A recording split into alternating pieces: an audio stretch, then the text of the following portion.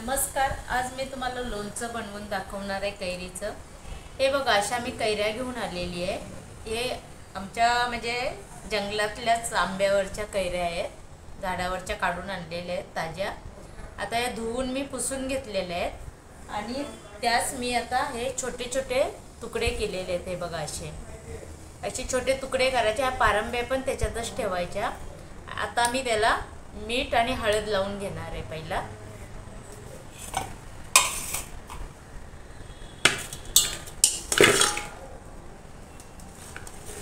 मीठ हळद लावून ते बांधून ठेवायच्या। पहिला मीठ हळद घातली आहे, 1 चमचा हळद आहे, 1 चमचा मीठ आहे। मीठ आपल्या प्रमाणातच घालायचं, जास्त खारट पण ते कसं मुडतं ना, त्याच्यामुळे मग खूप खारट होतं। तर हे बघा, हे हळद आणि मीठ लावून मी असंच आता बांधून ठेवणार आहे पाणी गळेपर्यंत, कारण पूर्ण पाणी सुकायला पाहिजे कैरीमधलं, कारण मिठाला पाणी सुकतं ना, म्हणून।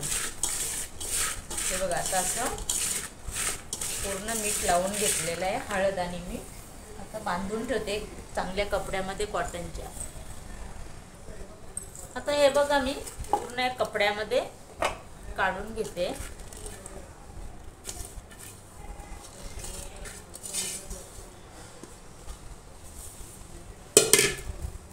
आणि अशाच आता ह्या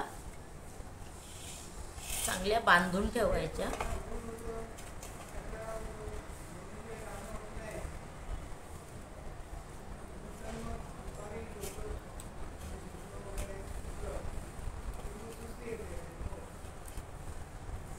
अशीच बांधायची आणि आपण आपल्या एक रस्सीला बांधून ठेवायचे, म्हणजे ते पाणी गळत राहणार। हे बघा, आता आपण लोणच्याचा मसाला बनवून घेऊ। आता हे बघा, हा मी मिक्सर घेतलेला आहे। त्या मिक्सरच्या भांड्यामध्ये हे 2 चमचे मी धणे घेतलेत। 2 चमचेला थोडं जास्त, म्हणजे चहाचे चमचे आपले। हे बघा, 1 चमचा मोहरी घेतलेली आहे। मोहरी, धणे मी भाजून घेतले आहेत, मोहरी भाजली आहे, जिरं भाजून घेतलेलं आहे, बडीशेप भाजून घेतलेली आहे, मेथी पण थोडी गरम केलेली आहे, आणि हा लसूण आहे। आता हे आपण सगळं एकत्र मिक्स करू, वाटून घेऊया। आणि हे बघा, 5-6 मिरच्या घेतलेल्या आहेत। तुम्ही जास्तही घेऊ शकता, वापरू शकले नाही, पण मी आता अख्खी मोहरी वापरते। आता हे सगळं एकत्र वाटून घेते। हे हिंग आहे अर्धा चमचा, आणि हे याचं तेल आहे, राईचं तेल आहे, ते मी 200 ग्राम घेतलेलं आहे लोणच्यासाठी।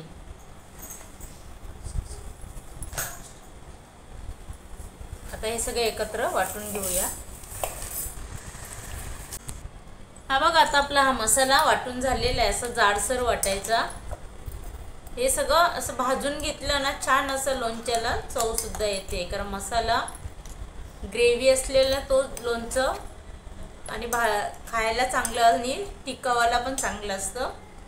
आता आपण हा मसाला आहे ना, हा कैरीला लावून घेऊ। हे बघा, आता हे मी उन्हामध्ये याच्यात बांधून ठेवली होती कपड्यामध्ये, मीठ आणि हळद लावून। हे बघा, छान अशी सुकली आहे, जास्त पण सुकवायची नाही आहे, कारण मग ते कडक फोडी होतात। हे बघा, छान पाणी असं राहिलंच नाही आहे त्याच्यामध्ये। आता हा मसाला याच्यात घालून घेऊया। याच्या मापातच केलेला आहे मी तो पूर्ण। हे बघा, आता असं हे पूर्ण मसाला याच्यात मिक्स करून घेऊया। थोडा मीठ घालू, कारण आपण कैरीला मीठ वापरलेलं आहे, तर थोडासाच मीठ घालायचं आहे आपल्याला। आता ह्या मसाल्याला लागेल एवढंच मीठ घालू आपण, कारण जास्त खारट पण कसं आहे खाण्यासाठी चांगले इतकं हे नाही, चांगलं नसतं शरीराला, म्हणून मीठ कमी वापरायचं थोडं। आता मी तेल गरम करत ठेवते। तेल गरम करून त्याच्यामध्ये आपण हे घालणार आहोत, लसूण।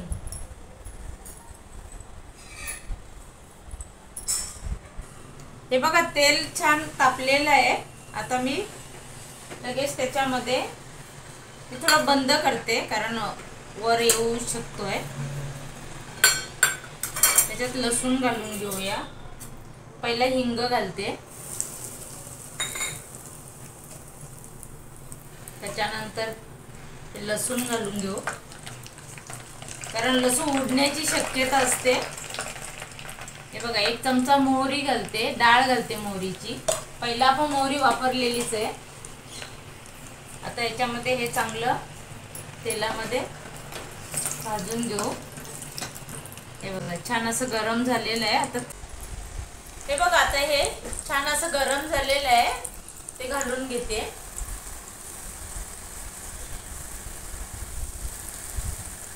आता पूर्ण थंड होऊन द्यायचं. असं मिक्स करून घ्यायचं.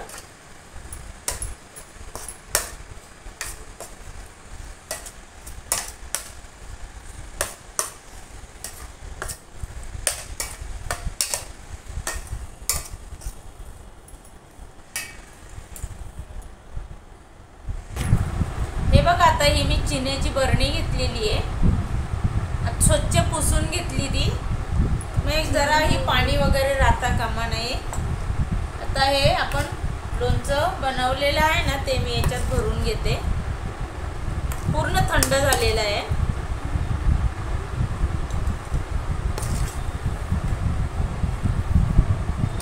केव्हाही काचेची बरणी, चिनीची बरणीच वापरायची लोणच्यासाठी, मसाल्याला. हे बघा, आता हे पूर्ण भरून घेतलेलं आहे. आता असं एक कपडा बांधायचा, पांढरा स्वच्छ कपडा घ्यायचा.